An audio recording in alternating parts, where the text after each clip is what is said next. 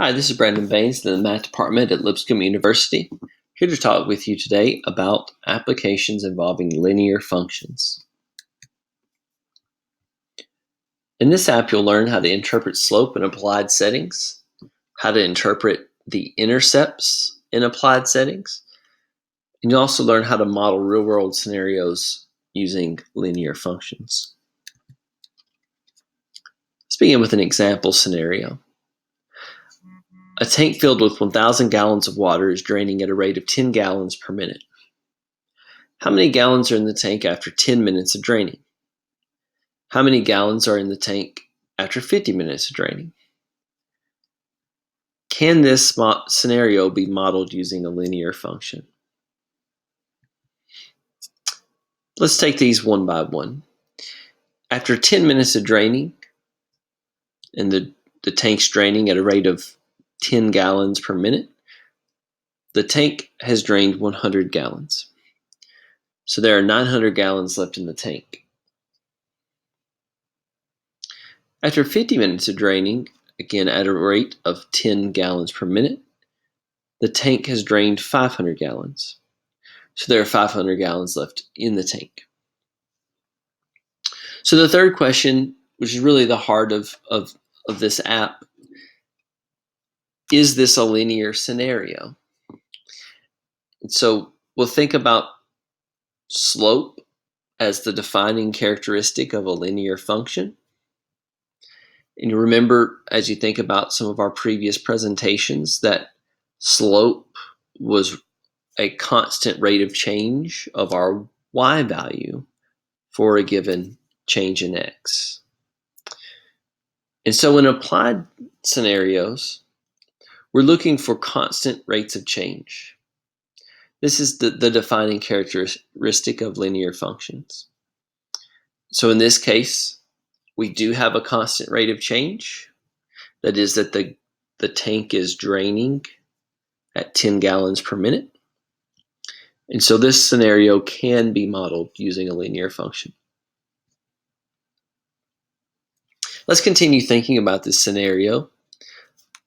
Since this can be modeled using a linear function, let's try to write the equation for this function that would model the amount of water remaining in the tank after X minutes of draining.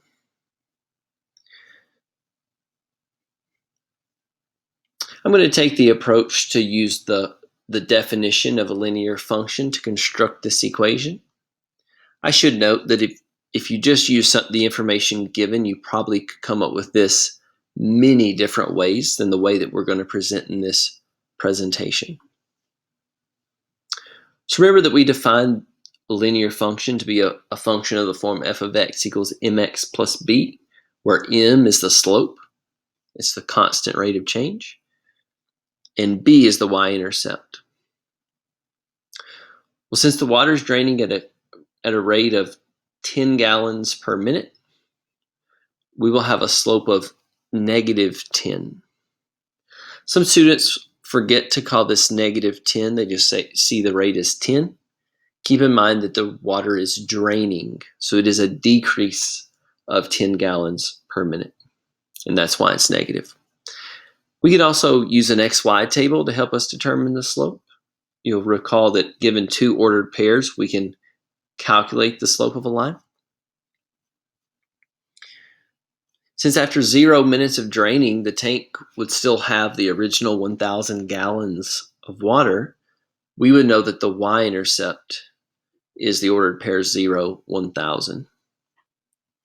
So the equation of the function using the definition of linear function f of x equals mx plus b, we would have f of x equals negative 10x plus 1,000.